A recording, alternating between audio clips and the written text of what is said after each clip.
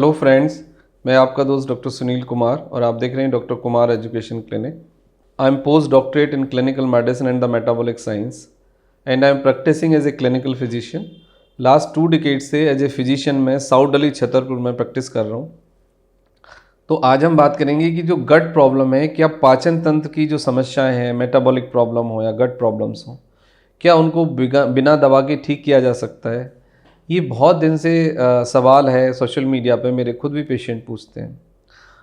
तो इसका पूरा सही तरीके से जवाब देना ज़रूरी है क्योंकि बहुत मिथ है, कन्फ्यूज़न है और मैं नहीं चाहता कि आप मिथ और कन्फ्यूजन में रहें। आप इसको क्लियर करिए अपने थॉट को।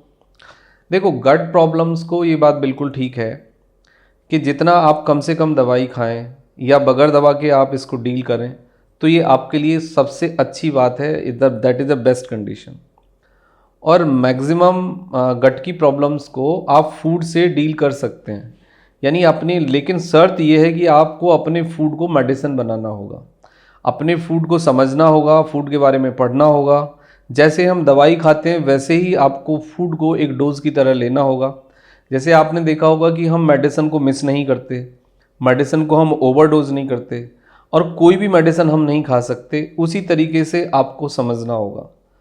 देखो, फादर ऑफ मेडिसिन हिप्पोक्रेट्स के अनुसार आपके शरीर में हील करने की एबिलिटी है और आपके फूड में एक मेडिसिन की तरह काम करने की एबिलिटी है। तो दोनों बातों को आपको समझना होगा कि आप ओवर ईट ना करें, गलत खान पान ना रखें, जो खाने का टाइम है उसको मिस ना करें, खाने को अच्छे से चबा के खाएं, एक्यूरेट डोज एक्यूरेट टाइम पर लें, तो आपकी जो गट है वो नेचुरली हील हो सकती है आपके फूड से। अब मैं दूसरी बात पे आता हूँ कि गट की जो प्रॉब्लम्स हैं वो प्रॉब्लम्स आखिर हैं क्या और क्यों होती हैं और फूड कैसे मदद कर सकता है। देखो, यदि आपको डाइजेस्टिव प्रॉब्लम्स हैं, वो कॉन्स्टिपेशन हो या गट की प्रॉब्लम्स हो या इंडाइजेशन हो, ब्लोटिंग हो या हो, तो डेफिनेटली आपने बहुत ज़्यादा एसिडिक फूड खाया है, डेफिनेटली आपने एसिडिक पीएच पे फूड लिया है, आपने फाइबर कम लिए हैं और आपने खाने को अच्छे से च्यू करके नहीं खाया है, आपने ओवर ईटिंग की है। तो सबसे पहला कॉज आप देखेंगे कि लो फाइबर डाइट और नेचुरल डाइट का ना होना, आपके फूड में फाइबर्स का ना होना, एंजाइम्स का ना होना। क्योंकि देखो, फूड में भी जान होती है। यदि आप वाइटल फूड लेंगे, फ्रेश फूड लेंगे, नेचुरल फाइबर वाला फूड का चुनाव करेंगे तो आपको बहुत सारी प्रॉब्लम्स नहीं होंगी और प्रॉब्लम्स हो गई हैं तो वो ठीक हो जाएंगी। दूसरे लेवल पे आता है कि जब आप बहुत ज़्यादा एसिडिक फूड लेते हैं तो आपको के बॉडी के अंदर इंडाइजेशन हो जाता है, आपको कॉन्स्टिपेशन आता है, आपके एनोरेक्टल डिसीज़ आपको आ जाते हैं, पाइल्स, फिस्टुला आपको आ जाता है, एनल पैसेज में आपको स्वेलिंग आ जाती है या गट के अंदर स्वेलिंग आ जाती है। और ये गट के अंदर जो स्वेलिंग आती है, जो पेट का आपका बिहेवियर बदलता है, वो आपकी गट के लिए, मेटाबॉलिक प्रॉब्लम्स के लिए और मैक्सिमम प्रॉब्लम के लिए जिम्मेदार होता है। उसके बाद आता है नॉट गेटिंग एनफ स्लीप। यदि आप प्रॉपरली अच्छी नींद नहीं लेते हैं तब भी आपकी गट डिस्टर्ब रहेगी। यदि आप प्रॉपर लिक्विड नहीं लेते हैं, लेक ऑफ लिक्विड डाइट यानी पानी की यदि कमी है तो भी आपका गट का फंक्शन खराब रहेगा। नो एक्सरसाइज, यदि आप व्यायाम नहीं करते हैं तो भी आपको ये प्रॉब्लम आएगी। तो व्यायाम करें। लॉन्ग पॉस्चर्स में यदि रहते हैं, लंबे पॉस्चर में एक साथ ना बने रहें, बीच बीच में ब्रेक लें और अपने को मोमेंट दें।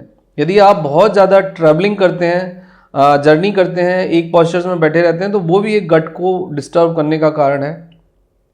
चेंज ऑफ रूटीन, बहुत सारे लोगों का हवा, पानी, फूड बहुत जल्दी जल्दी चेंज होता है तो उससे भी बॉडी को एडेप्ट करने में और गट को डील करने में, एडजस्ट करने में काफ़ी प्रॉब्लम होते हैं।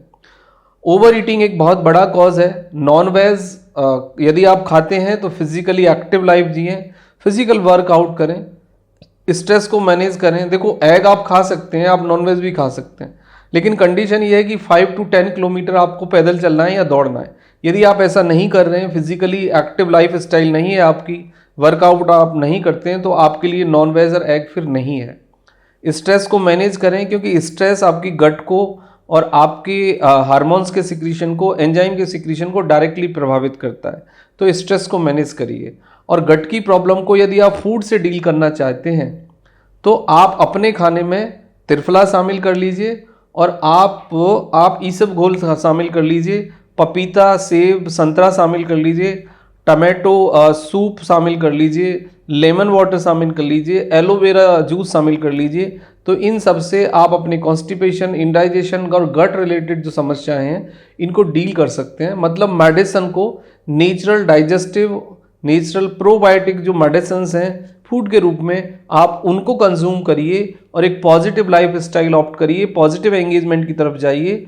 तो विदाउट एनी मेडिसिन आप अपनी गट को with the help of the right food and the right sleep and exercise and the liquid plenty of liquid diet से ही डील कर सकते हैं। फिर आपको किसी दवाई की कोई आवश्यकता नहीं होगी। Thank you very much and take care yourself.